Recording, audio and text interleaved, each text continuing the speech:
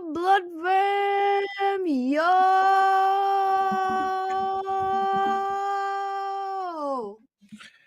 Yo! Oh my god, I got an echo!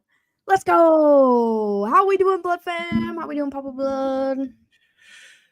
I'm climbing out of the state of depression of 0-3. Alright, well, looks like you are in the right place. Happy Tuesday, everybody.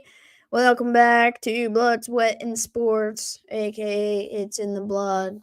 I'm Alex. This is Papa Blood here on my right. And it's good to see you guys. Last week we didn't get to come on Tuesday because we had a hefty schedule, but we're back here today. And, you know, a lot of people there's a lot of fan bases across the Blood Fam. And I actually really love that because then we've got a bit of diversity in opinions and thoughts. And a lot of bad things to happen to a lot of teams this week that have representatives in our chat. And I felt like we should all come together and talk about it. And even teams that got wins this week had bad things happen to them as well. The Broncos won this week, so I'm pretty. I would have rather lost to the Falcons. So, yeah. So welcome back. Here we are. Happy to be here. We're going to do a little bit of recap. This is a safe space for everybody to get their thoughts, opinions, everything, get it all out so we can clean the slate getting into week 4 starting tomorrow. Listen, telling Adam to get it all out doesn't sound like such a good idea. I did not tell Adam. I told the Blood Fam, which does include Adam. Adam has the coping mechanism of letting it all out at all times. So he doesn't need to get it all out because it's always coming out. And so I don't know. I'm just trying to lighten it up a little bit. Since I'm in a state of depression, I got to find a way to smile today. Listen, we're all here to have a good time and get all the bad out. We'll go through each and every game. Anybody representing that fan base that has anything to say, the floor will be yours as well. We'll make sure to highlight each and every one of you and let you all speak your piece except for Maniac, because I'm still mad at him because who gets beat by the Broncos? Yeah, just kidding, Maniac. But let's do some recap. Chris isn't even here. Where's he at? Because he's first.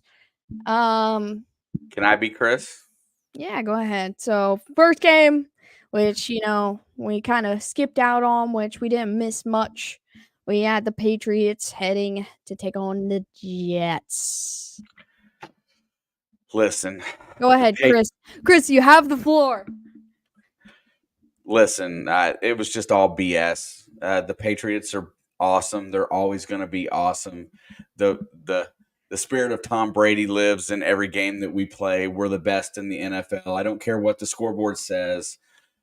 Red, white, and blue, Patriots go forever. We should have won the game. It's fixed.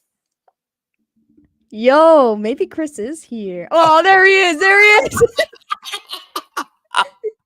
There he is. Listen, you didn't show up in time to speak your piece, so I'll let him take the mic for you. And he nailed it on the head. I mean, he knocked it out of the park. You sound like one half of the Patriots fan base in here. And so kudos to you. And Chris, what we're talking about, how bad your team sucks at football, Chris. That's what we're talking about. We're talking about Thursday night football beatdown Aaron Rodgers gave to you. Okay? And this is a safe space. We're all going to talk about it, and you got a chance to let your thoughts and opinions out before we move on.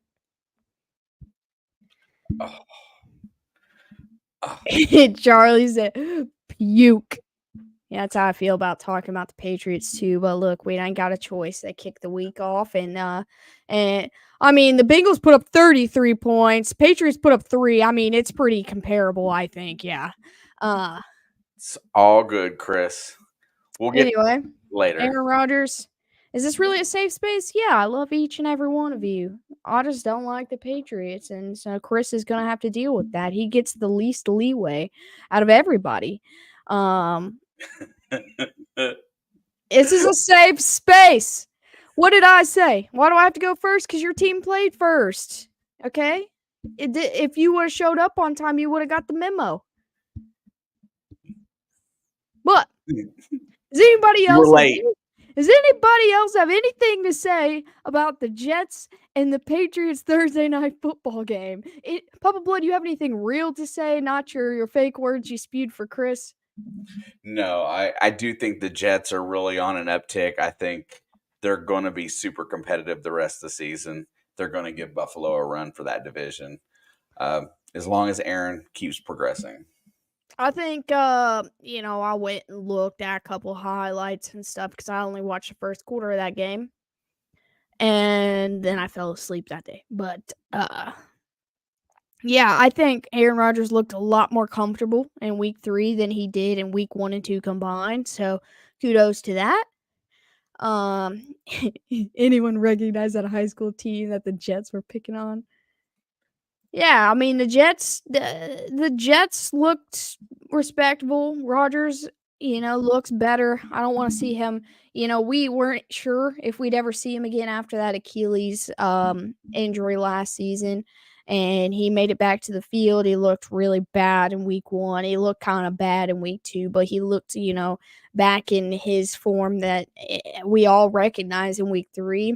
Patriots looked pretty good in week 1, pretty solid in week 2, and they looked like an absolute dumpster fire in week 3. So I don't really know how to judge that team right now, other than the fact that they have zero O line, which used to be one of the strongest suits of that team. Between Jacoby Brissett and Drake May, they're gonna die behind that line. No offense, but they need to make some adjustments quick if they want either quarterback healthy by the end of the season. Yeah, that's all valid. The best thing about Aaron Rodgers this week is that he didn't have happy feet in the pocket. He planted when he threw the ball, and that was the biggest difference that I've seen between week 1 and week 3. Charlie says, I think it was make or break for him mentally when it came to trusting that he was healed. I think week 1 and 2 was him testing the waters, and then week 3, in the quarter I had watched live, I saw him take off on a QB like carry and for like 15 yards or something, and seeing him run streak down the field like that makes me feel like he's back in the place where he needs to be mentally to go going forward. And then the rest of the game, they put up 24 points or something like that. He had 2 or 3 touchdowns, and he looked good.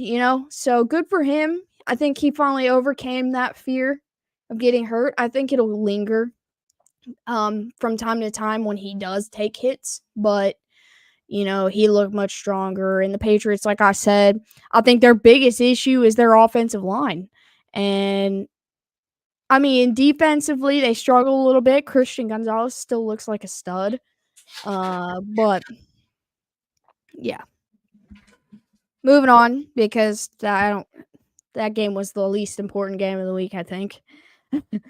Other than the fact that Rodgers finally looks healthy, there's just not much to talk about there. Alan Lazar got another touchdown, which blows my absolute mind. Yeah, so Garrett Wilson got it. Wait, I do have one more thing. Garrett Wilson caught a touchdown pass from Aaron Rodgers, and out of the 300, 400 touchdown passes, I think maybe it was 480 he's thrown. That was the first touchdown pass he's ever thrown to a first round drafted receiver in his career, which I thought that was kind of crazy. So kudos to Garrett Wilson, kudos to Aaron Rodgers, because Green Bay never drafted a receiver in the first round. But they still drafted Devontae, which is one of the best ever. So no, they I'm know. not. I'm not saying, but Garrett Wilson being the first time he's ever thrown a touchdown pass to a first round wide receiver is just crazy. Him being like 15 years into his career. But anyway, moving on. We got the New Jersey Giants taking down the Cleveland Browns. Sports Yeah, cat, we got a little bit to go before we get to your Jags, but we'll get there. Malik Neighbors, Dog. absolute. He A, might be. a dog emerged in a dog pound, okay? I'm ready to murder this cat today. By the way, Daniel Jones That's has illegal. Don't potential. say things like that. For legal reasons, that was a joke. Yeah, it's literally a joke. I'm not going to hurt you. Um, Daniel Jones is starting to look like Dable wants him to look. Everybody's got a lot of pressure on them in New York. No Cleveland's even maniac. worse. Cleveland's even worse right now, and I think that game was more of a product of pressure and stress induced. And I just think that Deshaun Watson's not quite there. I don't think he's ever going to be quite back. So, kudos to the Giants to go on the road and get the win in Cleveland. I'm gonna put Chris in timeout. Put him in timeout. Oh, Got him. oh, Got him. Oh Chris. no. Oh no, did I ban him? Yes. I hit timeout. Hang on, I gotta go unban Chris. Unban Chris. Oh no. Okay. I didn't mean to. I'm sorry, Chris. Permissions. Community.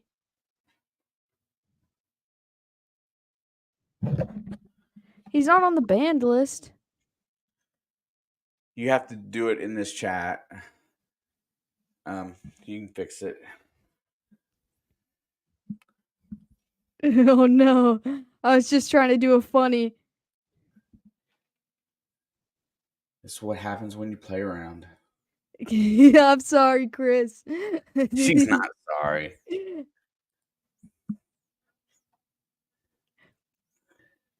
Let's see what you did. Oh, he's What? not banned. I saw a band. I did too. It still has him as a mod. Well, you can still be a mod and be banned at the same time. No, you can't. Okay, it says timed out. All right, he did. I did just put him in timeout. All right, sorry, Chris. I'm not sorry for putting you in timeout, but that was funny. I thought I actually banned you. We're not taking my cat nowhere. Anyway, yeah, the Browns. I think their issue this week, other than Deshaun Watson, was injuries on the defense, injuries on the O line.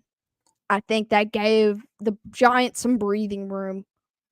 And obviously, Malik Neighbors emerged as a dog in the dog pound. He had 2 touchdowns, really good game. And we knew at some point the Giants were going to put some strings together, you know. And we talked about this in our predictions. We, you guys can go back and it. I'm pretty sure I said I'm not gonna pick them because they're the Giants, but I have a strong feeling the Giants could make something work this week. Um, howdy, Balin. But so yeah, I think the cards fell the right way for the Giants and the Browns. They're doomed, man. Like they're just doomed I till feel they get. better about my team than I do the Browns. Yeah, but they got that one win and they still look horrible. They beat the Jags, so I mean it's not really saying much, but they So did far, lose to the Giants, you're right. but I don't know. Have Daniel Jones outperforming Deshaun Watson is the outcome both players deserve. Absolutely. Actually, statistically, Daniel Jones, as much hate as he's gotten this season, is outperforming a lot of quarterbacks, but nobody wants to talk about that. My quarterback included in that conversation, and I don't like to say it, but yeah, he's Daniel Jones, but he's playing at least average, not below average. Giants Commanders in the NFC Championship game? Oh, ain't gonna happen. Giants getting one win over the Browns is not that was their Super Bowl, okay? um but yeah, Cleveland, I I'm sorry, but it's probably not going to get much better. You'll probably still win games, but it's not going to get much better. The Giants, kudos to you. Kudos to Malik Neighbors. Maybe he feels a little bit happier about being there than he felt when he got there.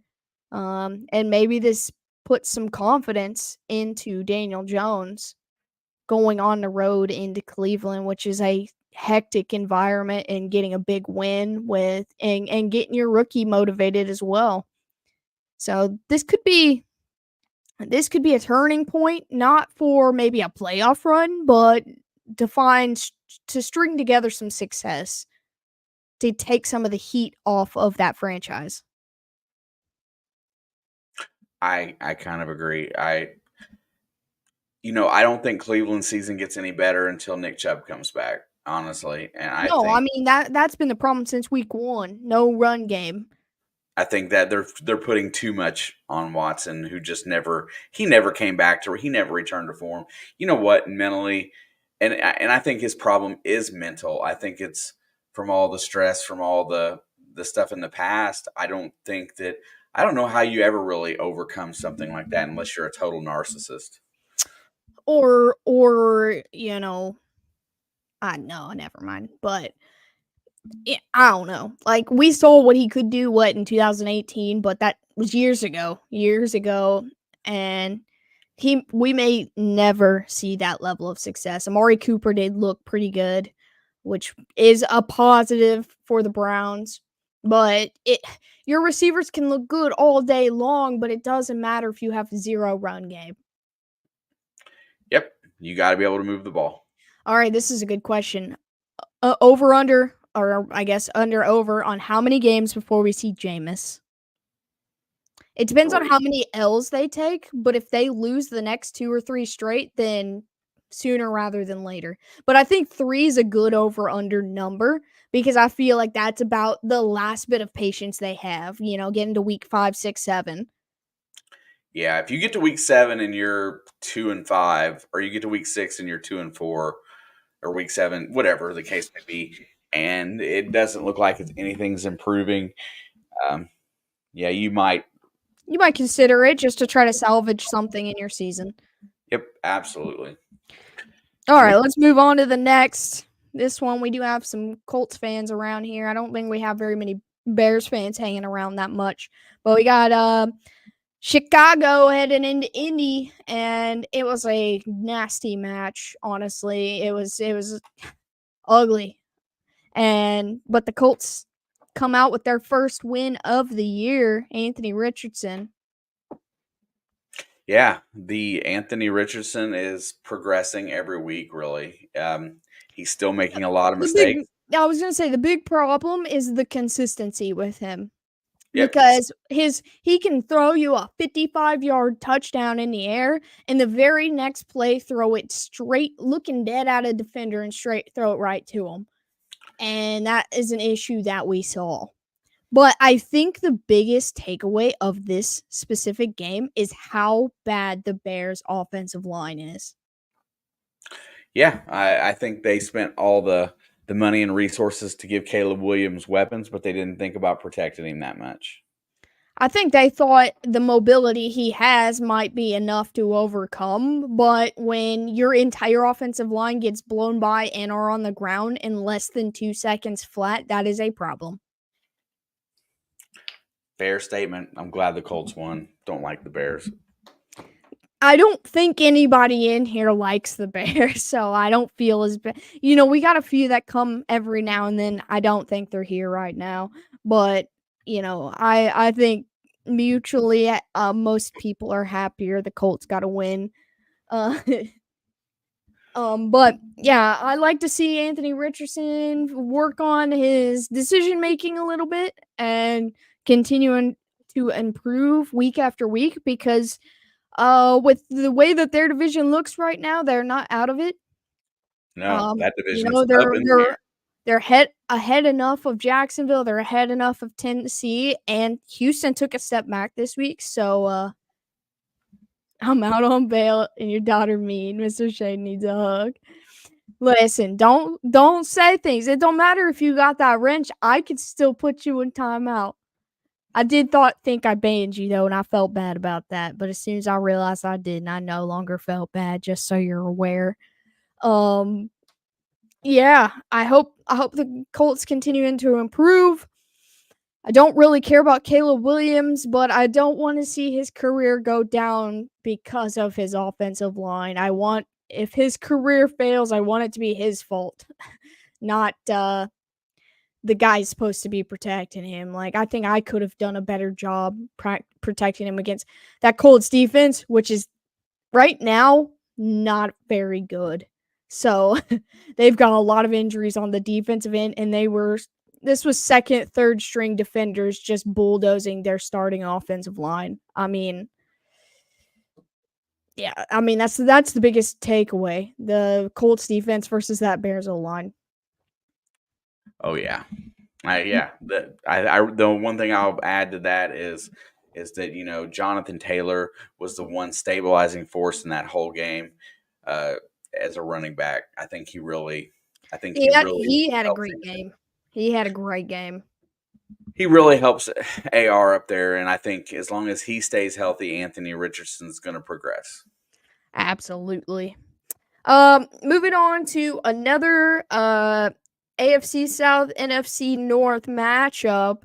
The one that I don't think we saw going quite this way. Now, maybe not the winner, but like how bad it was. We have the Texans heading to the Banks to get blown out by the Vikings. Yeah, this was one that I was pretty confident in, and I didn't really have a solid reason why. But I think the main thing Hang that on, really pause. hurt. Pause. I know this guy is just a straight up hater, but I actually said zero bad things about Caleb. I only talked bad about Caleb's offensive line. But if you didn't hear that, then go off, sis. But yeah, I didn't say one bad thing about Caleb today, which every other day I have, but I said nothing bad about his performance. I said he was going to die behind that offensive line, Yeah, which is true. I mean, it's okay. OJ's been hating on me for couple of streams in here, so it's all good. what? But, but Go back to ahead. what I was saying is that I really feel like the lack of Joe Mixon in that lineup it really does put a lot of more pressure on CJ Stroud, and then they had to play from behind, and they couldn't really stay in their game plan in Minnesota. Once they find a sore spot, they just burn it up. Yeah, I mean, OJ taking some stabs at Alex. Yeah, for no reason. I didn't say nothing today. He doesn't show up the days that I actually talk crap about Caleb. But yeah, the biggest thing about this was like you said, the lack of a run game Yeah, because not only was there were no Mixon, I think there was no Pierce as well, correct? I think they were in So the third string. Yeah, yeah, Cam Akers was their RB1, and I have no idea who RB2 in this game was. But not Joe also, Mixon. also their offensive line was horrible. Like for an offensive line that has proved pretty stout, and just like we were talking about the last game. I mean, they sacked CJ I think 5 or 6 times in this game, Listen, yeah, and there he's you not go. easy to bring down either. So the biggest thing that Kevin McDonald has done Mickey? up there is get Brian Flores and get him back into a stable situation where he can coach like he coaches. His blitz packages are amazing. His defensive sets, he changes them up pretty frequently and does a really good job. And when they didn't, like I said, if a team doesn't have the run game against that Minnesota defense, if they cannot run the ball, then they're going to lock in on that quarterback and make his day long. And that's exactly what they did. I mean, let's be honest here. This is one of the few teams going back to last year able to truly shut down CJ Stroud. And so hats off to Kevin McConnell, Brian Flores, and that defense because they did something on Sunday that very few over this guy's. I know his career is only a year and 4 or 3 games in, but still, like they went to the playoffs and they weren't even able to shut that guy all the way down, right? This is playoff teams. Not saying Minnesota can't be, but they at this point, if they keep on the trajectory, they will be. But CJ is a gamer and he made do last year with a lot less than he has now. And for them to absolutely shut him down was I think this game like a lot of people are turning heads at like, oh, is the Texans, was their success a fluke, right? Like that's the headline here, but I think the headline should be I think the Vikings are for real. Yeah, I think the Vikings can game plan against anybody, and they're going to be competitive all year. As long as Darnold doesn't turn the ball over, which he's not, they're going to have a chance to win games. Yeah, I mean, Justin Jefferson's still doing his thing. The offensive line's holding up pretty well for Sam. Defense is looking outstanding. They got a big test coming up soon. They take on the Jets. I don't know if that's this week or next, but it's coming up very soon. I know Green Bay's coming up too. Well, they still got all 6 division games, I think, and they've got to play the Jets. They've got with Aaron Rodgers coming a lot of tough tasks ahead, a lot of challenges to push this team to see, which way they're gonna go and if they're gonna bend or break. But through 3 weeks, I feel like there's a reason to have confidence in that squad. Crafty, that's an excellent point. I don't think the Texans have fully recaptured their form from last season yet because they have a lot of new pieces on that team. They upgraded in a lot of different positions, and they haven't quite meshed yet. Most teams don't mesh in the first 3 or 4 games. They get out there and they play, and they start to develop what they're going to be later on down the road. You're right. I mean, that's probably the best way to look at it. It's just one game. They're going to forget about this game, and they'll come back strong next week. Yeah, I mean, I don't think this is let's write the Texans off, because you've got a team like the Saints that did the same thing this week, but you got to give them a few weeks of them doing the same terrible things over and over again to write them off when a team starts off strong like that, right? And but the same goes for uh the winning side of that. The Vikings, there's still a little bit of skeptical to be had because we don't know. Like they've played the Texans, which were a tough team. They did shut them down. But, look at who did they play before that? Niners. They had the Niners, which is a tough team, a tough injured team, and a team they historically play very well at home against. And then before that was the Giants. And so we're kind of getting a good judgment on them, but let's see how long they can maintain this dominant status because they could either go like this all season or have a game like the New Orleans had this week next week. So, I mean, it's going to be fun to watch. I'm not ready to throw them under the bus and because I think they could be for real. I'm almost completely buying in them. They're saying that Joe Burrow looks like Alex now. No, Joe Burrow looks like Guy Fieri's nephew. I don't know. But let's move on. Since I was talking about the Saints, Eagles head south to New Orleans and honestly kind of just squeak by. It was an ugly, ugly game. I mean, what was that score? Like 7-6 over half the game. Yeah. I don't even know what to say about this. We knew that the Saints would cool off at some point. Averaging 45 points a game was unrealistic for them to maintain, right? All season long. We knew that wasn't going to happen. And the Eagles had a very they were under a lot of fire after the previous week under Atlanta. They needed to tighten up. They needed this win more than the Saints did, I think. Gritty. And yeah, I mean Saquon is Saquon. Derek Carr is not him this week. It was just ugly. Yeah, that's the two things you can say. Saquon played good football in the run game. He was very uh, there for his team, and Derek Carr was a little inconsistent, which we knew a letdown was coming. We just didn't think I didn't think it would be that much of a letdown. I mean, But I think they scored 12 points.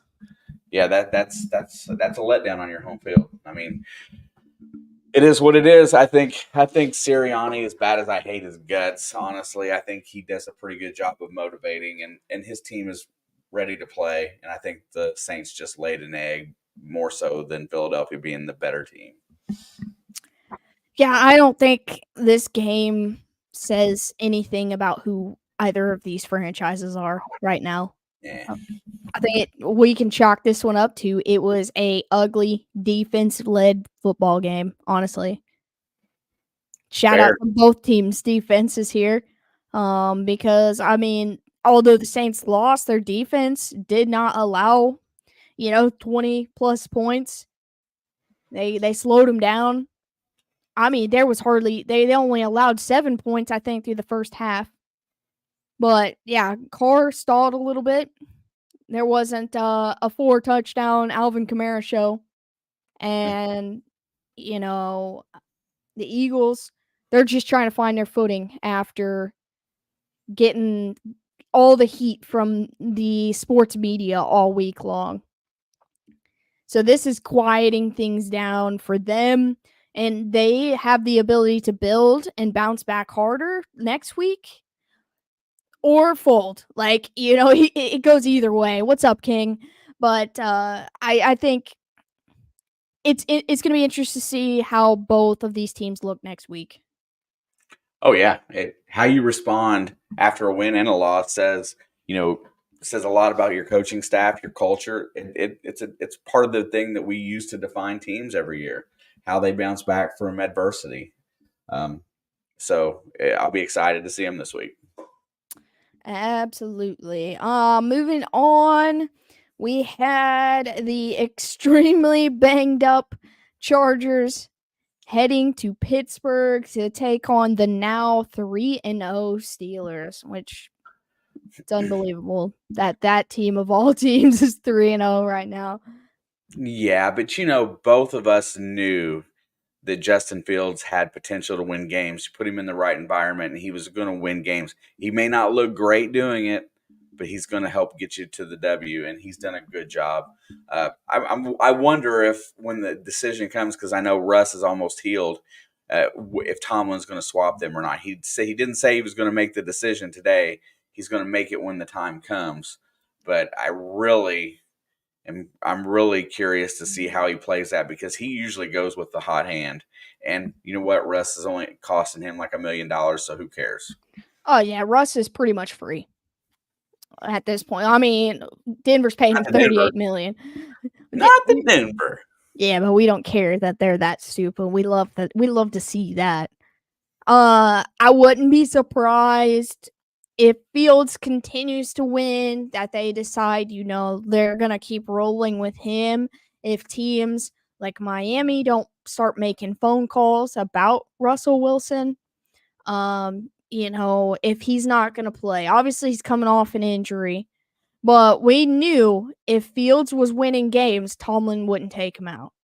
Right. Well, let me rephrase. If Fields is not losing games, Tomlin's going to leave him in there because Mike Tomlin don't care how awful he looks if they're still winning. He doesn't care.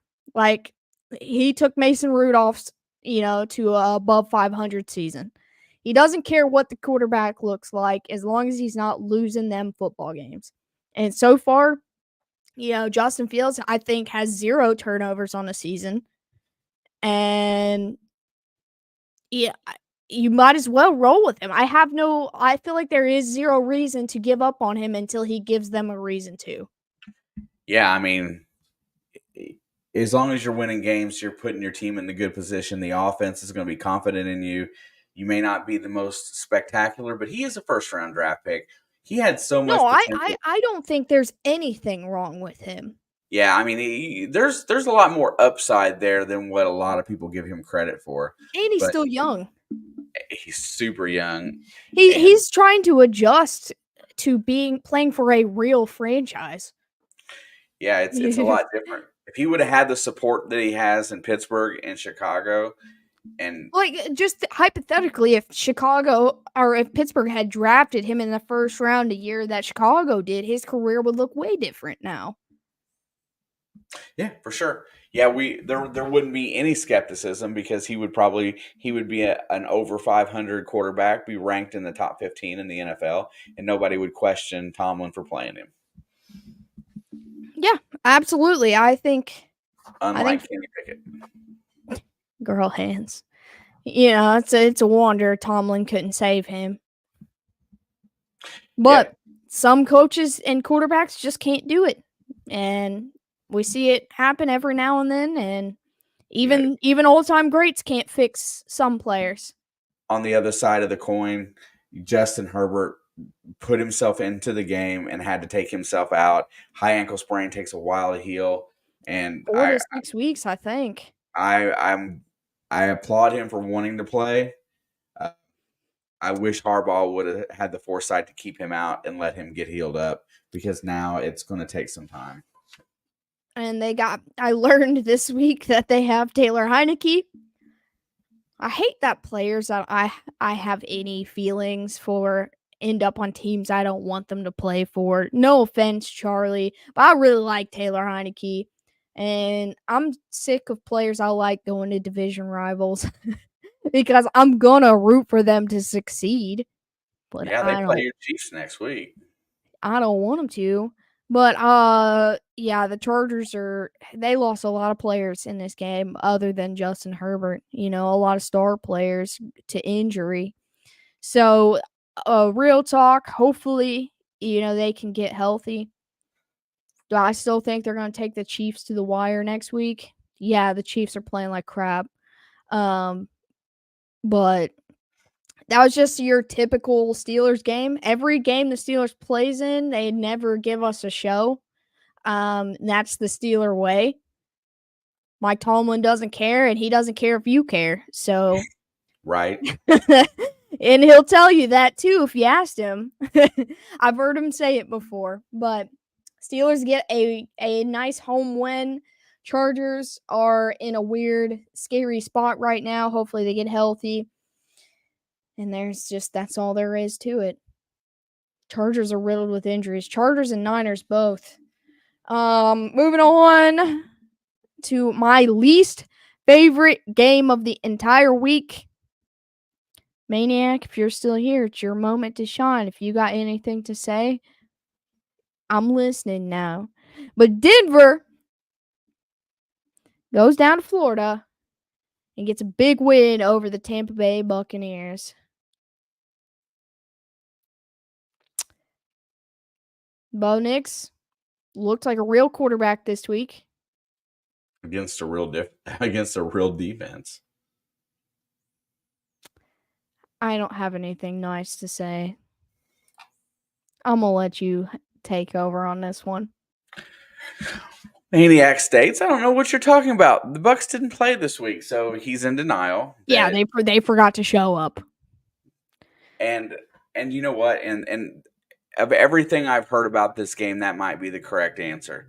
They look past a rookie quarterback. They look past an ailing Denver team, and they didn't take the game seriously enough. And guess what happens in the NFL? If you don't respect your opponent, you get beat. And that's probably what happened here in Tampa. I always give credit where credit is due, and Bo Nix had a very good game. The best game of his young career thus far. Um I don't know what happened to the Tampa Bay offense, but they did not do anything.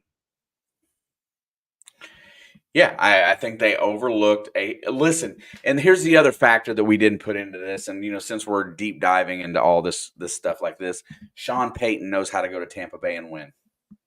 I mean, Sean Payton hates Tampa Bay. So you better believe this one was circled on his schedule for the year before the season even started. But Nick still didn't have a throw that impressed me. But he did enough to win, and your veteran quarterback didn't. At the end of the day, that's what matters when it comes down to it. You know, the same thing just happened to the Bengals, but at least the Bengals put up a respectable fight. Yeah, we'll talk about that later. The Buccaneers literally just stayed home.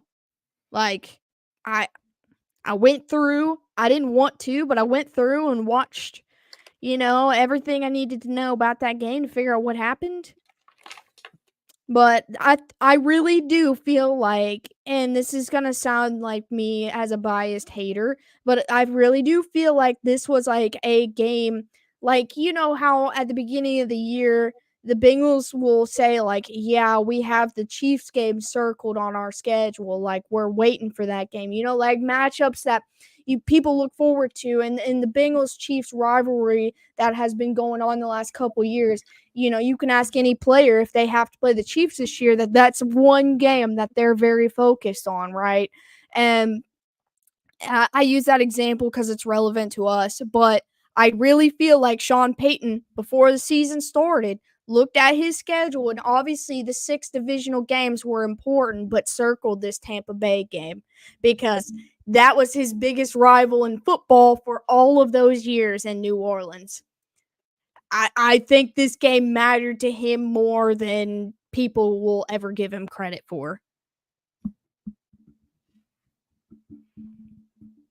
But, shout out to the Broncos. Shout out to Bo Nix. I hope it's your last good game this year. I want to see Zach Wilson so I can ease off the Broncos a little bit. Thanks for ruining my week, Sean Payton. Like I said, I would rather a Broncos loss than the Chiefs winning on primetime. I am so serious about that. um, yeah, but Tampa Bay had a lot of injuries and they downplayed. They downplayed their opponent. Sean Payton made sure his guys were ready. Shout out to the Broncos defense. Even before Sean Payton, that was one of the big highlights of this team the last 4 or 5 years is having a stout defense. What's up, Steve? And Tampa do better. Maniac, I ain't letting this one go for a long time. So you better be prepared for that one. Yeah, Maniac, it's not that you lost, it's who you lost to that she's not going to let go. Yeah, I don't care if you lose to anybody else. I ain't The gonna give you only, crap over that.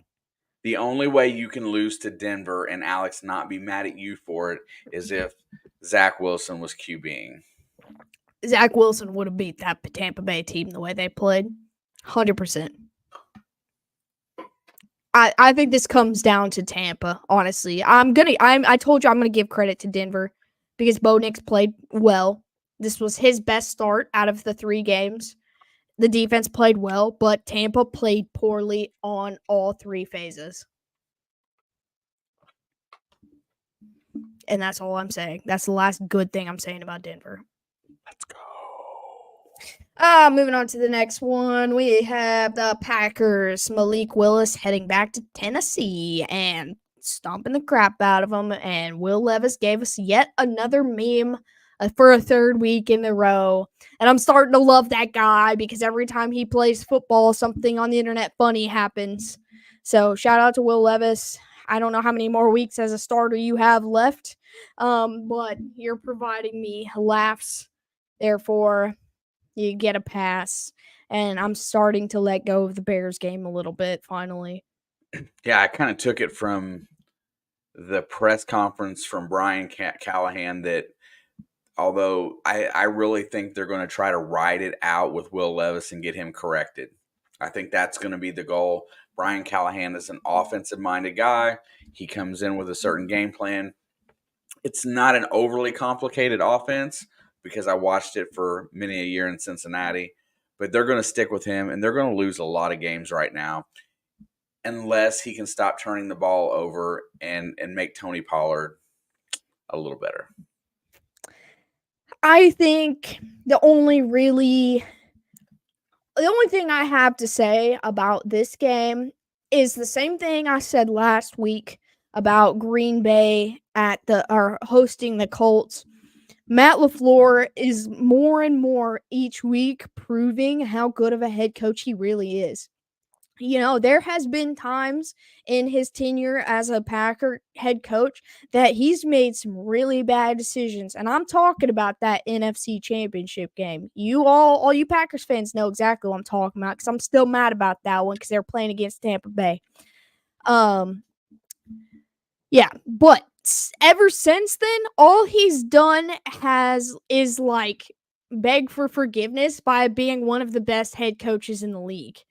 Working with Aaron Rodgers, and they looked bad for a year or two, but I think that was more on this pissing contest between Rodgers and LaFleur. But now that Rodgers has been gone, last year they made it to the playoffs with Jordan Love's first year as a starter. Yeah, I'm talking about the field goal. I know you. I knew one of you would in here would say something, but yeah, I'm talking about that. I didn't forget. But they took Jordan Love to the playoffs his first year as a starter, which he wasn't a rookie, but that's his only real playing time.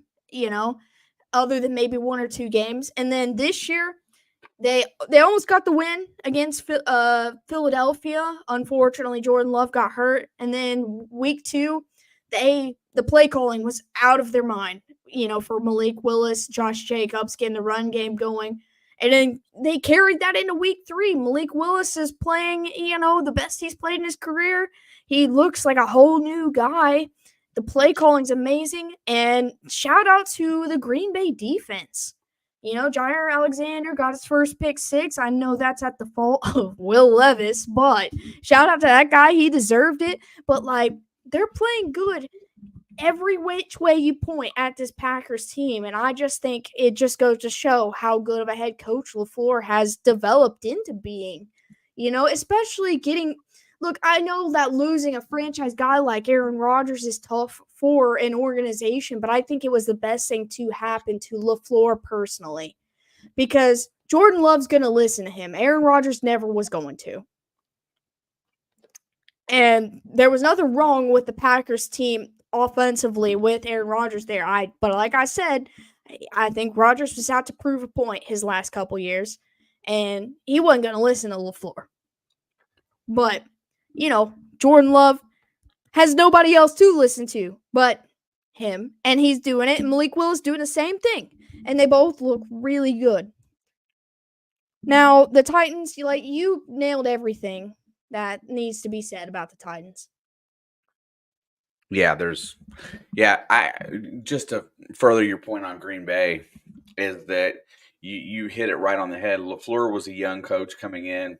Aaron Rodgers knew what he wanted out of the offense. LaFleur couldn't really put his stamp on the offense because Rodgers was kind of in his way because, a struggle for power. You see what happens when you get two people that are having that struggle for power. And then you move on from Aaron Rodgers, and then you take the young Jordan Love that just wants to be a starter and wants the opportunity, wants to soak up as much as he can. And LaFleur has groomed him into being a very, very good quarterback. Might be top 5 in the NFL if the rest of the season, because the way some people are playing this year, his stats line and his decision making has gotten really good. He could rise up that list a little bit as others kind of fall down. With that being said, Malik Willis, they traded for him. There was something in him that they wanted. So there was something that LaFleur picked out of him specifically and got him on his roster. And now he can win with that guy too. That just tells me that LaFleur, if he has somebody that'll listen to him, is going to be a really good head coach for a long time. I mean, even, he has a few 14-win seasons as a head coach, and he took a first-year quarterback to the playoffs, and they're sitting at 2-1 right now, feeling pretty good after they were decimated by how game 1 went down with the loss of Jordan Love. morale was at rock bottom at the end of that game, and they carried it over, and they haven't done anything but win since, and they've looked really good doing it. Yeah, yeah, they're It's going to be not there. even just like they're getting by, like they're convincingly No, winning. They're convincingly winning each week. And so shout out to Matt LaFleur. I think he's the MVP this week across the league, honestly. Like, hats off to him. I'm not going to take my hat off, but if I was wearing a normal hat, I would. Um, Callahan, he's a first year head coach. He's going to take some time. He's going to feel it out. It might not look pretty the rest of the year, but something will start clicking there eventually. I'm just thankful there's not a lot of Titans fans around here because I don't want to sit and have to make you guys feel better when I got nothing to say. I'm not going to remove the hat. Moving on to the next one, my favorite game of the week. The Andy Dalton versus the Raiders. Only two people in the pick'ems picked the Panthers this week, and it's me and one of the Panthers fans. The other Panthers fan in there didn't. He picked the Raiders, so that was surprising. But yeah, Andy Dalton comes in there. He's the first quarterback this season, have 300 yards and 3 touchdowns in a game. He's now 5-0 all time versus the Raiders. I saw that Adam Thielen did go to the IR today, so that kind of sucks going into progression. What is the word I'm looking for? Moving on to next week. Can they maintain what they did versus the Raiders? I don't know yet. Next week is not the right test, in my opinion, to know if they can maintain. Next week is a good matchup for both teams involved, but I don't think that it's going to be how either of these teams look the rest of the year. I think this is just going to be one of them games.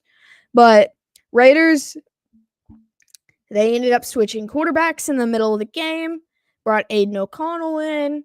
They do have a few injuries on defense. The big issue all season with the Raiders, yeah, they've won a game or two. A game, sorry. Is their offense. That was everything that come into question before the season started, what it was going to look like.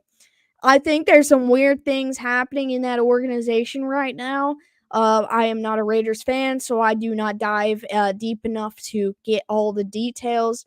But something is not right, and that whatever that weird aura is needs to get fixed now, or things are going to go south very quickly. Panthers, they've got something to build on for right now. I know the big talking point at this point in time is should they trade Bryce Young before the deadline? My answer, personally, no. I think they should hold on to him, let him sit. This is what he needed last year. patience. Yes. Yeah. So going back to the Raiders, I think Raiders' problem is very specific. If you get behind in a game with not having a great running game, because I don't think Alexander Madison is the answer, not having a great dynamic quarterback that's going to win you a lot of games, you have to rely on your defense, and they got behind early in that game. And I think that's a recipe for disaster. I do not doubt Antonio as a head coach yet. I know he's got counsel. I know that Marvin Lewis is there helping him, but I really think that they've got to figure out a way to run the ball a little bit better, and they've got to find a way.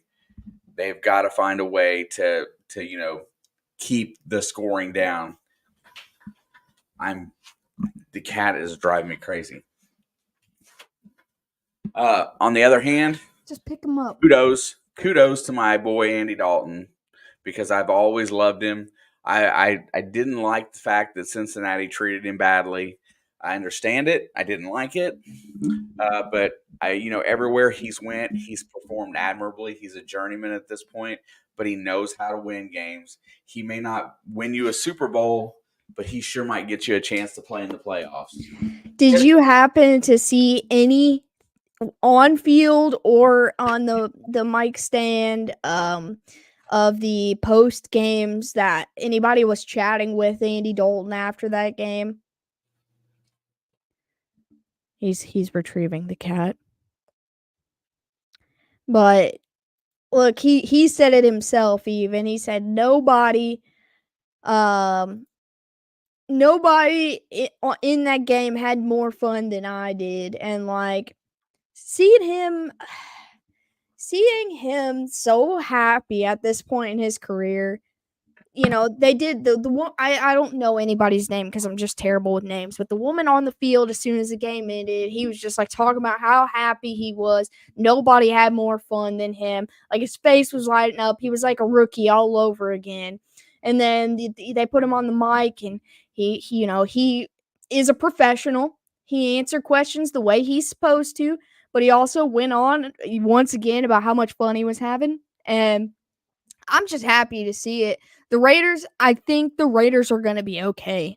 They have good pieces, right? Um I just think there's some weird energy in the air that needs to be cleared up. Like they need it's come up in the press conferences or whatever, and it needs to get cleared up right away before there becomes tension with the coach and players. Yeah, I think getting a better plan on offense to where they're not having to play from behind. I think that's really going to be their Achilles heel. I don't think they have the ability to come back. Crafty said, "Will you still love him if he lights up the Bengals next week?" Absolutely. I'm gonna love him till the end of time, man. That's the red rifle. He was a big highlight in Cincinnati, and I don't even think the fans loved him the right way. You know, they gave up on him too quick when it was never his fault. Yeah, you know what? He was never a top shelf quarterback, but he was serviceable and he was a gamer. And you know what? He always put him. Sometimes an interception cost him, but he always pretty Yeah, much but had a winning record until Marvin left. if you look at the interceptions he threw in Cincinnati, with the exception of a few, it's because he was hit in point 0.3 seconds from the ball being snapped. And he was trying to make a play, and the play got blown up before it could ever even develop. And so, thank you, Mickey. Yeah, there was a lot of more issues than Andy Dalton in his time in Cincinnati, and I just think he got so overlooked because of the turnovers and the losses of how, good for that organization he really was. Absolutely. And but on the more positive side, uh, because of his lack of O line in his career versus with Cincinnati, he can get the ball out faster than pretty much any quarterback in the league. And so, anytime a O line's gonna hold up for 3 seconds, that man's gonna be able to make a play for you. We'll see if they can keep building on it. Like I said, their game next week versus the Bengals is not a tell all on the future of either of these teams. I think Cincinnati needs the win more if they want to salvage their season. And, thankfully for them, their quarterback spoke very positively of the future going forth. And secondly, um, benching your starter, which was the right decision, is essentially, in a way, kind of chalking the season up as an L, right? Because at the end of the day, all they want is their starter to win them games. And this is Andy's last year under contract. He could get another year or two out of with Carolina, obviously, but he's not their future. So they know that already. So, Carolina's season right now is all just play it by ear and see what happens. Like, they're not hoping for anything other than no injuries, like they're just trying to get through the season, figure out what they got and how they can continue to grow. Yeah, Carolina is they're still looking to develop Bryce Young. You can't get past that. That's their goal until the end of the season if they decide to go elsewhere. So they're going to he's not going to get the reps in practice probably like he was. He's going to sit back and learn. And if he looks like he's ready to play, they're going to throw him back in there because they got to figure out if they have something or not. Absolutely. But Kudos to Andy for lighting up the Raiders, though. I never had a doubt. I did. I didn't, not for 1 minute. You can go back to Thursday, Friday, whatever day that was, as proof. I had zero doubt. Moving on to the next, I don't have a lot to say about this one. Dolphins head out west to take on the Seahawks. Skylar Thompson played. There was no O-line for supporting him. They did move the ball a little bit. Now they're talking about Tyler Huntley potentially starting next week. Seattle gets a win they need to win at home, and they're now 3-0. I don't actually know anything other than the fact that Skylar Thompson got the crap beat out of him. He did get hurt in this game. And I can't remember who come in. Tim Boyle, I think, come in to replace him, and it didn't get much better. Yeah, the one thing you can say about Seattle is DK and Gino are on the same page, and the running game has been more than complimentary, and they're going to win a lot of games if they can keep playing that way. 100%. I mean, I got nothing bad to say about Seattle. Miami's got a long way to go. And that's about it, I think. Yeah, that wasn't there. There's not much to talk about there. Yeah, it's I do feel bad for Dolphins fans right now, and Seattle, they got a chance to be something special. They're top their division right now, and they were our pick for 4th. So what do we know? Yeah. What do we know?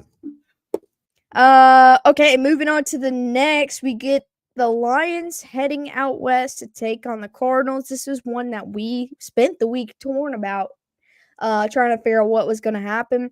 This was not a very pretty game, honestly, for either team. The Lions did squeak a win because the Cardinals came back in this one. I think it was like 20-16 or something like that.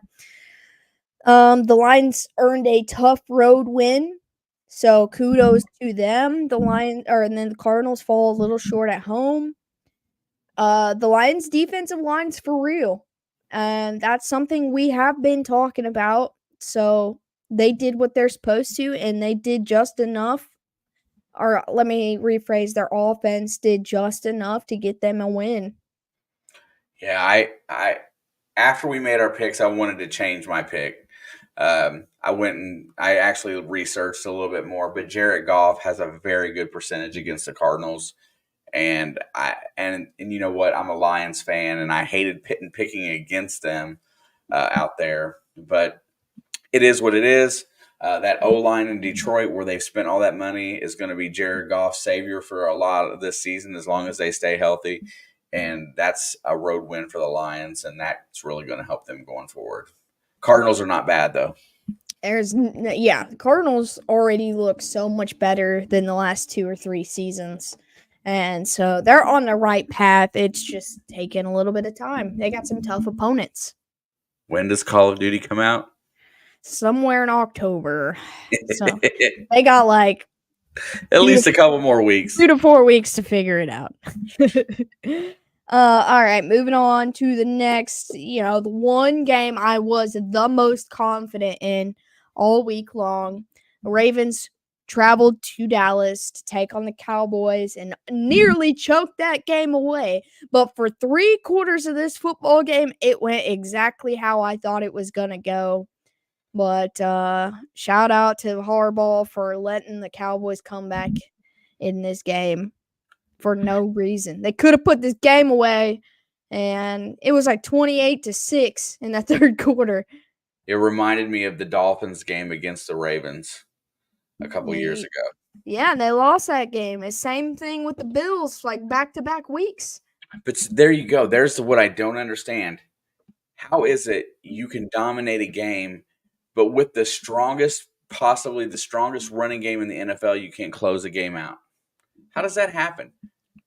I watched it, and I'm still in disbelief. You cut the 4th quarter off that game, and like I said, that game went exactly how it was supposed to, in my opinion. Nothing Yeah, wrong with the Cowboys, but they just never had a shot against the Ravens. And in my opinion, like they never had a shot in this game. But I just got nothing to say. I don't know. Like I watched the end of this game too. That's all I watched of this game was the fourth quarter, and I couldn't understand any of it. yeah, it makes no sense to me. But anyway, uh, They yeah, didn't have a shot until they did. Yes. yeah, you're absolutely right. They were not in the game until they were. I mean, I don't know. But kudos to Lamar. His nearly undefeated record against the NFC continues. He's now 21-1. He's going to be 22-1 next NFC team he plays against. I'm sure of it. Um, Cowboys, you're 1-2, bro. That's something. That is something. Almighty Finesse, he said, was good. How we doing? Uh, he said, let's go Giants. Go Giants fan. That's nice. Let's see. Moving on to the next, we got a battle in the NFC West. The 49ers, the ultimate choke job versus the Rams. The Niners should have won that game. I never went back to see what happened. But Kyron Williams. Kyron Williams just lit a spark in this Rams offense, and they just kept coming back. And all of a sudden, we had a tie ball game, and the Rams sneak away with the win. And yeah, the Niners are absolutely decimated with injuries. Now Brock Purdy's on the injury list with a chest injury, I think. They've lost Hargrave, or back or chest, one of the two. They've lost Hargrave, no Debo, no McCaffrey, no Kittle, and they still put up 24 points. Juwan Jennings had himself a career day. Yeah, 3 touchdowns. I don't know. They're Look, they're splitting at the seams though. how smart was it for San Fran to get Jawan to sign in the offseason before they messed with Brandon Ayuk and Debo? They got him to resign, and he's really a great complimentary number 2 or 3 receiver on that field, and he's really looking good in the absence of Debo. So San Fran still has all the tools they need to win, next man up mentality, but something about Sean McVay, Matthew Stafford, and that Rams team, I don't feel like they're ever out of a game. They're not out till they're out. I mean, you guys go on, or not you guys, you specifically, preach about how great of a head coach Sean McVay is, and this is just another chance of hit for him to display that, honestly. He's taken some of the most beat up teams and won football games. And, obviously the Rams have had some low moments due to injuries as well. But getting a home win against a very strong division opponent, beat up or not, is what you're supposed to do, right? No Cooper Cup, no Puka Nakua. Your top No 2 receivers. offensive line. You're beat. I mean, that was the reason why I ended up picking the 49ers, just because he had no weapons, but he created his own weapons. Yeah. I mean, Kyron Williams had a game, but Mickey, I'll give her a light if she wants one. I don't need a light. You can see me, can't you? I'm like, hang on. Can you not see me? Because I can see me.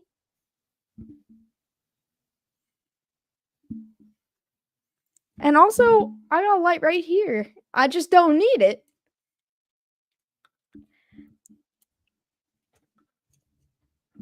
Now I got a shadow.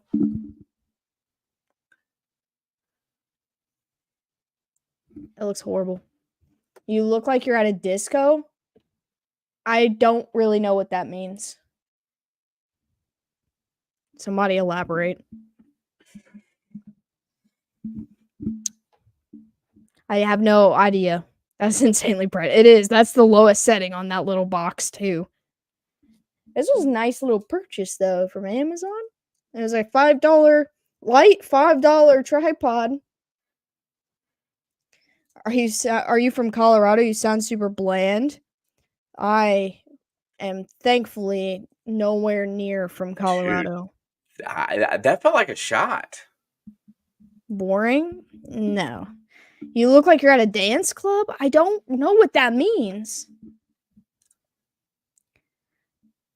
No, dude. But you're right about people from Colorado. Yeah, Colorado does suck. Colorado does suck. I mean, you come to the right place to talk smack about Colorado. I'll go with you all day, C-Wag. So after the Rams, that was kudos to the Rams. What do we got next? My bad, I'm just spreading awareness. I mean, thank you for calling me boring, and thank you, but I can't even be mad because you come in here talking smack about Colorado. Like I'm not mad at all. But next one we got Chiefs at Falcons Sunday Night Football. Escape.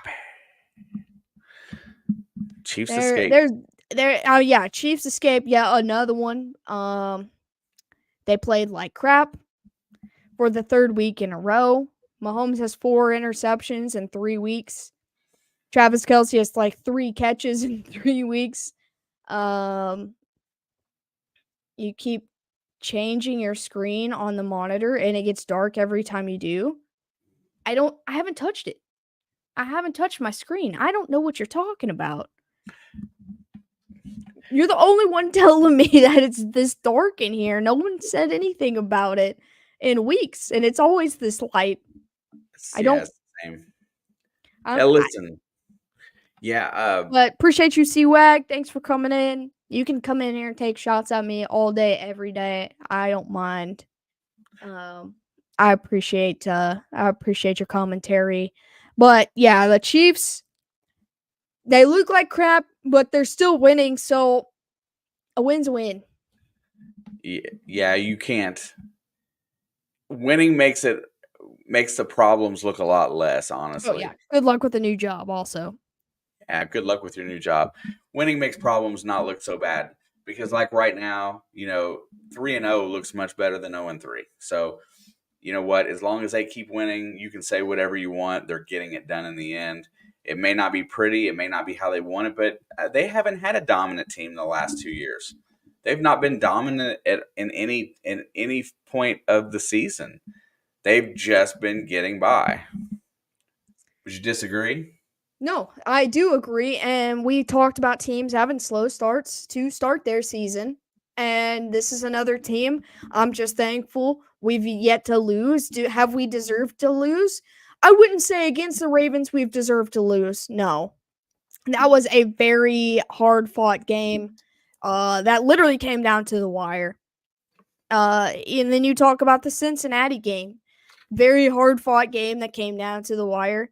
And honestly, even the Falcons game, it came down. Every game's come down to the last drive. So now you're working night construction. Well, it's better than being at a dance club where you can't see me. So you can see me now. But yeah,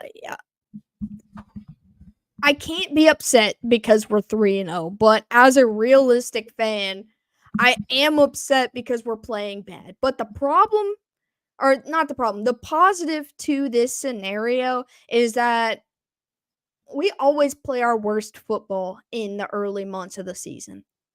So Fair. it gives me optimism that we're only going to get better. And because of that, I feel pretty good about sitting at 3-0. Damn Skippy. Also, Kirk Cousins is starting to look like Kirk Cousins again. He's starting to look like. Falcons are looking better each week. Yep. So, with all that being said, a win is a win is a win. Take it and go on to the next one, and hopefully that they just keep improving every week. It's what you gotta, the season is a journey. Something tells me they're gonna turn around and lay an egg against this freaking banged up Chargers team next week. We always play stupid against our division rivals. Like the most stupid games of the year are versus division rivals, and so hopefully we're 4-0 next week. But if we're 3-1 next week, nothing will surprise me about that. Nope. I bet against my team last weekend. I felt gross ever since. The only time I put money on my team is if I bet against them, to be honest. I always, unless the Chiefs are underdogs, which doesn't happen often, I always, if I get nervous about a game, I bet against them. I will never bet on them though. I Yeah, It hurts twice as bad if you lose money and your team loses. So, word to the wise, don't bet for your team, bet against them. So if you lose, you still win. I pick everything else but my team to bet on. And we got the Monday night doubleheader. This first one's gonna go short and sweet. Jags went to Buffalo. I don't think they made it out of Buffalo alive. So Jags equals broken. And what's bad is they got every tool that they need on offense to not be broken, but yet they're still broken. So is it a coordinator issue? Is it a quarterback issue? That's the question that they got to answer in Jacksonville. And the sooner they figure out what the issue is, the sooner that they can get back to, at least being competitive. yeah, no. I've got nothing to say about the Jags anymore. I thought this was going to be a stupid game for them to get right, whether they won or lose this game, lost. But no, no. And you know what? I'll go out and say it right now. Is if it were to continue right now, Josh Allen is truly playing like an MVP. Yes. Right now, he's probably at the top of that list. I mean, you can make arguments for Darnold and uh, He's truly putting a team on his back and winning, and the defense is outplaying my expectations by miles. Now, all they yeah, have to do is maintain it all season, but as of right now, I will go ahead and say it. Right now, Josh Allen is playing MVP level football. yes, and That's why they're 3-0. absolutely. I mean, there's no you got the right quarterback, and he makes good decisions. You get your Brady being the OC up there has been the biggest thing for them. Last year they were struggling, and as soon as they went to running the ball over 20 times a game, everything just kind of fell into place for Josh, and that team's playing really good football. Yes. I, Yes. I want, Everything, yes. yeah. I mean, it just and his tight ends are good weapons. He's got big targets over the middle, and he's got young receivers on the outside. Plus, Shakir is just fast. He's got a lot to work with there. They're probably gonna be tough, but except for when he starts throwing interceptions and his confidence gets knocked a little bit. I want them to play against a tough team. I mean, did you watch week 1 against the Cardinals? I mean, the Cardinals took them to the wire. Yeah, And look, their Cardinals. record might not say that they're a good team, but they're playing good football. You know, Fair. they are still looking for an identity, but the Cardinals are a tough team right now. So, if Buffalo can continue trending the way they're trending, they'll be unstoppable. Okay, let's get this other part over with. And yeah, the one that you did not want to talk about. I do have a lot to say about it, but I want to get mine over with. Jaden Daniels heads to Cincinnati for his first career primetime game. Gets a big win, 38-33 over the Bengals, and your team is sitting in a familiar but uncomfortable spot. Yeah, I think there's only 6 teams in history that have started 0-3 and made the playoffs. So, I'm going to let that just slide right off of me. I'm not going to worry about the playoffs right now. But here's what I do want to say. I was mad last night. Went to bed angry and just couldn't get through it. And then I was sitting at work this morning and I was scrolling back through the game and I realized something. Our defense didn't play well. I got some stuff to talk about there, but we really Jaden Daniels played almost a perfect game. They put up they couldn't have played any better than they played, and we were still within a score of winning that 5 game. points. 5 points, yeah. We were one more possession away from winning that ball game, and Washington played perfect. We haven't won squat this year. We haven't won a game. It says 0-3, but that's a battle test. And if anybody can come back from 0-3, I believe it's this team. It starts this week in Carolina. I know they're not going to take them lightly, and I know that they're going to go down there and they're going to work for a win. And I'm going to take that as a positive. But I did see a lot of flaws in the way they played defense last night. It's not the players, it's the scheme. When you set back in a prevent style defense on 3rd and 9 against Jaden Daniels and you let him throw to Zach Ertz 8 yards down the field and all he has to do is fall forward for a first down, you're not challenging a young quarterback. You're letting him be comfortable. We couldn't hardly get any pass rush. And without not putting pressure on him, he was able to just sit back there, do what he wanted. If he had nobody open, he just run the ball. And he was way too comfortable. That was a very bad job by Lou Anarumo. He should have mixed in some more blitz plans and, and called it and actually tried to make the young guy uncomfortable in the pocket. Everybody else this season has tried that. Granted, they've scored on 11 straight drives that they have not punted. But we played well, just not well on defense. Yeah, I think there is a lot of positive to speak about this Commanders team. For 2 games in a row, they scored on every single offensive drive. With a rookie leading the charge, that's impressive to say the least.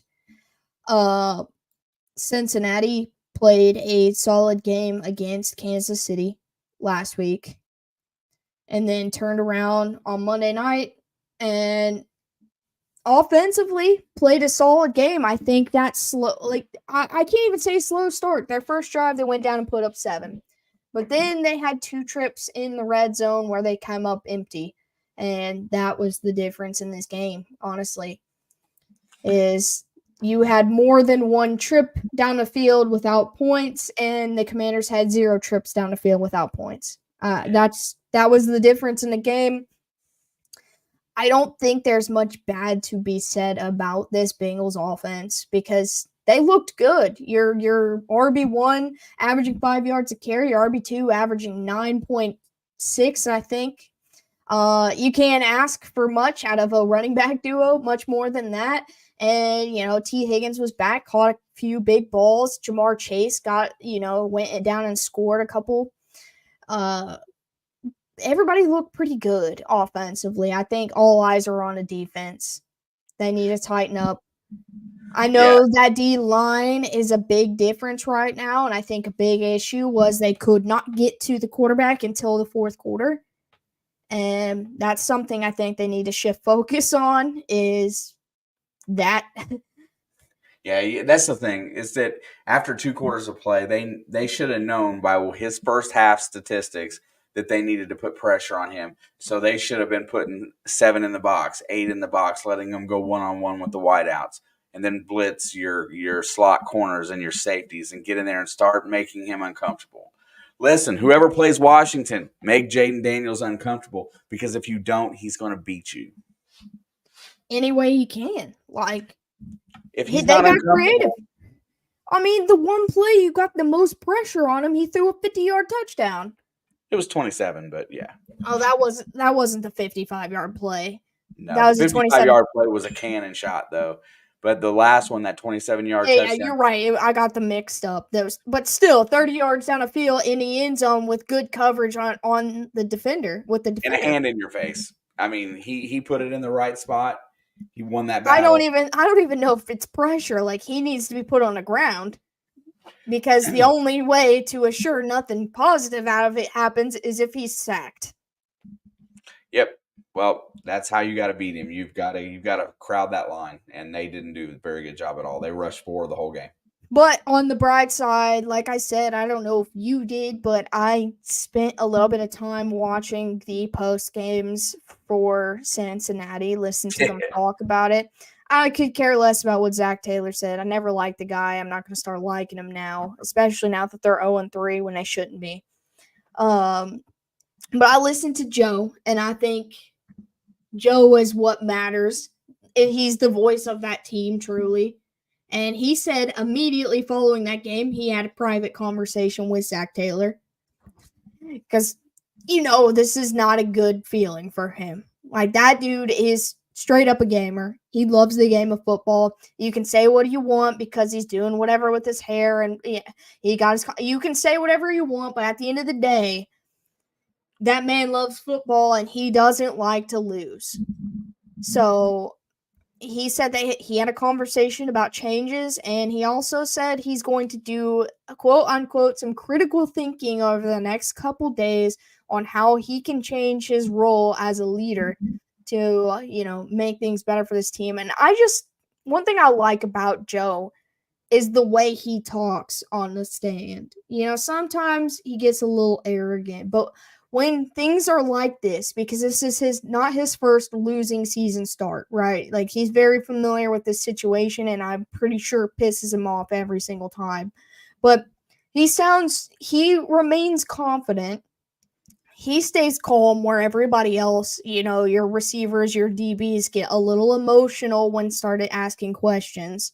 And which is fine. It's an emotional sport, but Joe stays calm, and I feel like he is going to get these people's heads straight. Like, you know, don't listen to the head coach because sometimes I don't even know what he thinks he knows what he's talking about. But like Joe, I feel confident in something's going to change. And it's not going to be on the offensive side of the ball. Doesn't need to be. The offensive side of the ball, they moved. They were pretty unstoppable too. They just didn't. They had to kick a one field goal, and they missed a field goal where they should have scored at least one touchdown in the red zone, and that's where they've got to be I mean, better. yeah, their 2 empty trips in the red zone is the literal difference in this game. And to further what you said, I think Joe talking about what changes need to be made. I think he's going to try to affect the play calling because Zach Taylor is a head coach that calls plays, and I would assume that maybe respectfully he didn't like the plays that he was calling. Yeah, but like we said, offensively they're pretty much fine. Like there's always adjustments to be better.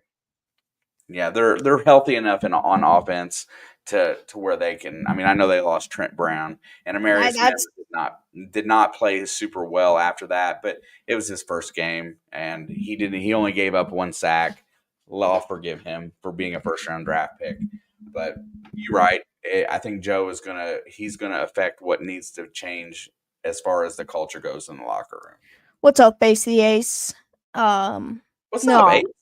look, you're in the last place you want to be, right now. But like you said, if there's any team that can turn it around and give them a chance at the playoffs, it's the team that's sitting there right now facing 0-3.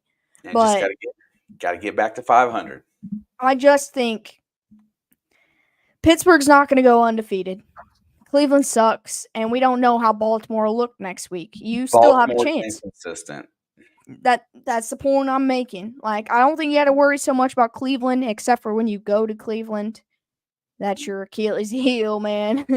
But other than that, I still think you can win um, at least 4 of your divisional games. Yeah. Got to go 4-2 in the division, and you got to steal some of the wins. I mean, like I said, we got to go to Carolina this week. Well, I'm sure we'll talk about that tomorrow. Yeah, we'll be back tomorrow for sure. Yeah. Are we going to do that recorded or live? If we were recording it, we would be recording it today, and we said we're doing it tomorrow. Yeah, fair enough. Okay, had a brain lapse there. So yeah, we'll be back tomorrow. For our week 4 picks. If you haven't joined the pick'ems, links in the description. By the way, before anybody says anything, Leo is in second place now, and I know you guys are gonna look at that and be like, "What happened?" But Leo's been really busy, getting back to work, getting back on his feet, and so he sent me his picks. I just never got the chance to update them for him since he was unable to do so. So I don't want anybody to feel like he was cheated. I put his picks in as he sent them, and I didn't know until afterwards, but he's only 2 picks behind Rob. So good job, Leo. I bet he didn't pick the Rams. I changed my cards pick because of you, Alex, so I'm putting that on you. Oh, no. That's your own fault for ever trusting me. I am literally the worst at the pick'ems. This sport makes me feel like I know nothing about the sport every single week. I went 7-10 this week. Or sorry, 7-9 this week. You trusting me is your own fault. It ain't mine. I'm All bad right. at sports betting and picking games. But yeah, with that being said, is there anything anybody of you guys need to get off your chest about week 3 before we shut Close it it. down? Once we shut this stream down, we're no longer talking about week 3. We're moving on to week 4, moving forward. I'm gonna give you guys like 30 seconds. I'd put you up against my nephew, and he's a football nerd. I mean, and I would take that fat L, and I'm good with that. All right. Do we have anything about week 3? Come on, C-Wag. Going once? I want to say something. All right, go ahead, Mickey. Wanting to say something and saying something is two different things I'm listening. with your eyes. If Trevor Lawrence was with the Vikings or Packers, he could be a top 5 quarterback. Yes. He could be a top 5 quarterback with the Jags if they just played football the way they were supposed to. They've got the team. They're just broken. I don't know what to tell them. He has consistency issues. Sam Darnold winning the MVP. That is a bold take. It's all right. Jaden Daniels winning Offensive Rookie of the Year, and that's what I live for.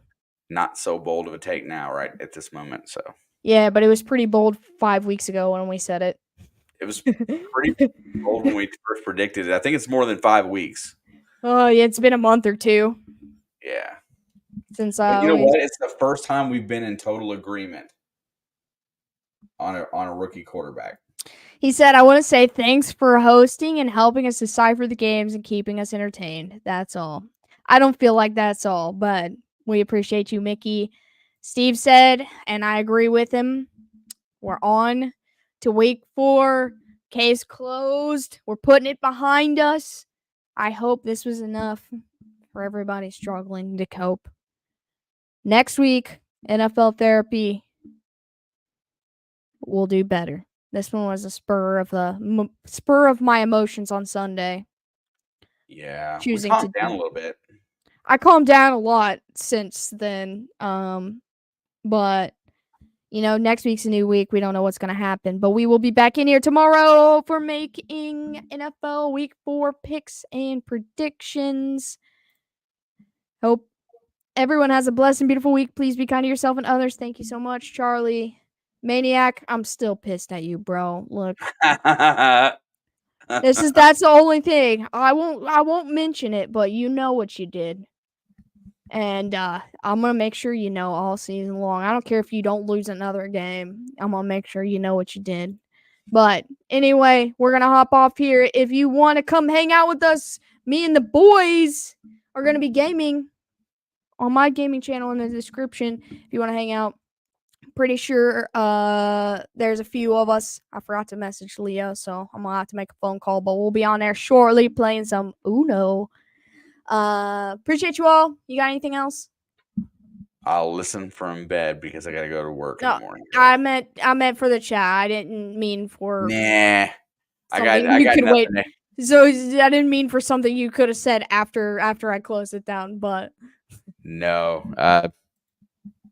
Everybody, push the like, subscribe button if you haven't. Join our pick'ems. You can find all of our social medias, which I'm trying to do better at keeping up with this year.